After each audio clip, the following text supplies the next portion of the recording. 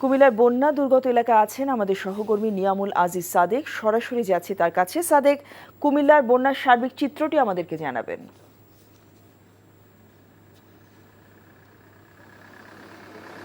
কুমিল্লার সার্বিক চিত্র আপনি কিছুক্ষণ আগে বলেছেন, পানি কমতে শুরু করেছে। তবে যে বিষয়টি এখনো আশঙ্কাজনক রয়েছে সেটি হচ্ছে যে আপনি পিছনে নিশ্চয়ই দেখতে পাচ্ছেন সেনাবাহিনীর তত্ত্বাবধানে একটি বাঁধ মেরামতের কাজ চলছে। এই বাঁধটি কিন্তু ফাটল দেখা দিয়েছে। এটির নাম হচ্ছে আমতলী এলাকা, যেটি গোমতীর পাড়ে অবস্থিত এবং সদর উপজেলায় অবস্থিত। এখানে শুধুমাত্র সেনাবাহিনী যে তা নয়, সেনাবাহিনীর সাথে যে বেসামরিক যে বাহিনী রয়েছে, যে মানুষগুলো রয়েছে, তারাও কিন্তু তাদেরকে সহযোগিতা করছেন। কারণ এই জায়গাটি যদি ভেঙে যায় সেক্ষেত্রে পাশে কিন্তু ক্যান্টনমেন্ট রয়েছে, পুরো জায়গাটি কিন্তু তলিয়ে যাবে।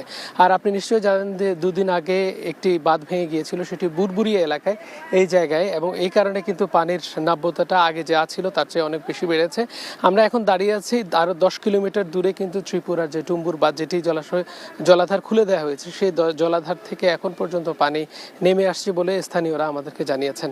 এর বাইরে জেলা প্রশাসক জানিয়েছে যে 10 লাখ মানুষ এখন পর্যন্ত পানিবন্দী। দুর্গম এলাকায় যেখানে এখন পর্যন্ত ঠিকমতো ত্রাণ পৌঁছেনি বলে অভিযোগ আছে, সেটি হচ্ছে বুড়িচং এবং ব্রাহ্মণপাড়া। এই দুটি উপজেলার প্রত্যন্ত যে গ্রামগুলো আছে সেখানে এখন পর্যন্ত ত্রাণ পৌঁছায়নি, বিশুদ্ধ খাবার পানির সংকট আছে। মোটামুটি এ ছিল আপডেট এই কুমিল্লা জেলার।